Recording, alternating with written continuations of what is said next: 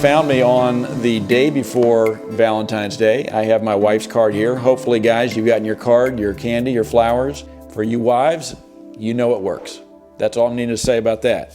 Today we're going to be talking about the stressors, the ways that infertility stress you out. And they can stress you, your partner, your family, your friends, your coworkers. It can really do a job on you. So I'd like to consider the 5 areas of your life that can be affected by infertility stress. Number 1, it can affect your relationship with your spouse or significant other. Now, how can that translate, or what does that mean? Well, maybe there's isolation, maybe decreased conversation and dialogue. Maybe you're snapping at each other. Could be that one or both of you is spending more time away from the house, or that you're drinking more, or use of drugs, or maybe you're having less in the way of sex. You're trying to avoid the situation. So that's certainly the most important relationship. Second is that it can cause personal distress. And that means that you might feel hormonal because of the medications or because of the situation. You might not feel like focusing at work or around the house. You might not have the same interest in the things. And if you're listening, I'm telling you about some of the symptoms of anxiety and depression, which are 2 sides of the same coin. So you have to think about yourself, protect yourself during times of treatment and during times that you're off of treatment. Number 3, in addition to personal distress, there may also be low self-esteem. You don't want to look in the mirror so much. You don't care so much perhaps about appearance. You make less eye contact when you're talking with people. You might feel fat or ugly, or you like your clothes don't fit. You might have less to do with your coworkers. You might sleep more. You might eat more. You might have less interest in the usual things. So low self-esteem. Number 4, and this goes hand in hand with some of the others, a feeling of a loss of purpose in life. In other words, you might feel like, why am I here? What am I doing? I can't even do the simplest of things. I can't even have a baby, for goodness sake. It seems so easy for my sister, my sister-in-law, my coworkers. I can't have a baby. That means nothing about who you are. You're every bit as wonderful a person with or without fertility. It doesn't change who you are. It does not change your character.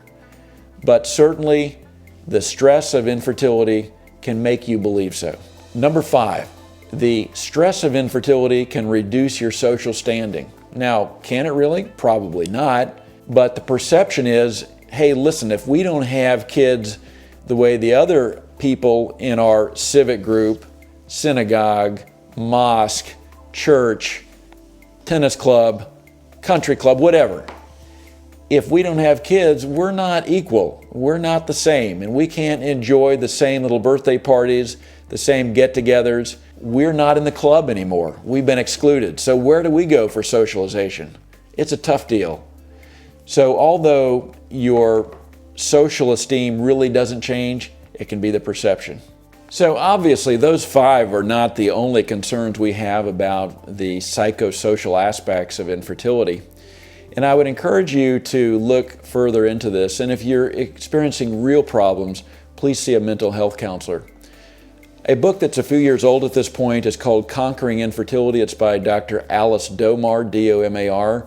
She's been with Harvard Medical School and Boston IVF, and a lot of wisdom in her work. I'd like to leave you with a story, and there have been many of these sorts of tales through the years, but some days before I was to see a new patient couple in the mid-90s, I received a huge box. It was a FedEx box, and I thought somebody was sending me a bomb. But we opened this thing up, and there were 7 volumes, very thick volumes, of diaries. And this woman had cataloged every single thing she did for 7 years. Every lurid detail of her life was there. Every time that she did anything. Every time that she took a walk, or every time she had her period, or every time she had a crazy thought, or every time she had sex, everything was in this woman's diary, just volume after volume. And so she wanted me to read these prior to their new patient visits so that I'd have a better feeling for her. So shortly after they sat down in my office, she said, "Doctor, did you have a chance to read all of my diaries?" Now they're like 30 or 40 pounds of diaries. And I said, "Well, I didn't read all of them, but I did hit some of the high points in each of the volumes." Almost before I could get my answer out, her husband said, "Oh my goodness, you didn't send him those, did you? You don't even know this guy. And you told," oh my God. He was furious.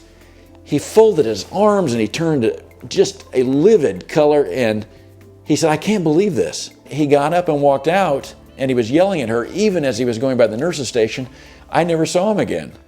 She was shocked, and I was shocked. Perhaps along the way he didn't buy his Valentine's cards. I don't know. I do encourage you, get that card, get the chocolate, get the flowers, and I'll see you back here next week.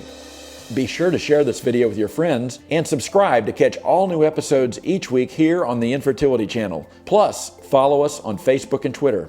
I love hearing from you. Comment below or tell me what you want to see on future episodes by sending me an email to comments@infertilitychannel.org.